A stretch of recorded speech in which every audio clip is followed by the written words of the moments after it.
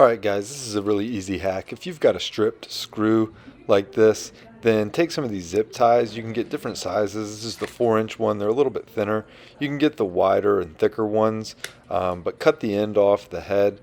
Cut it somewhere in the middle, maybe give it an inch to 2 inches depending on how deep the hole is that you're sticking it into, and it's going to act as a little bit of an anchor here. This isn't a cure-all. It's not necessarily the best, and doesn't substitute the strength of an actual anchor. However, the rubber or the plastic of the zip tie does allow for the threads to dig into them a little bit more.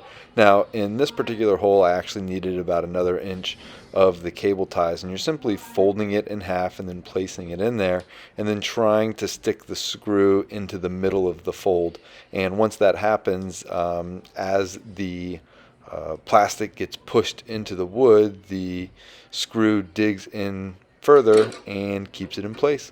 Hope this helps. Like and subscribe if you found this helpful. Look forward to being a resource for you.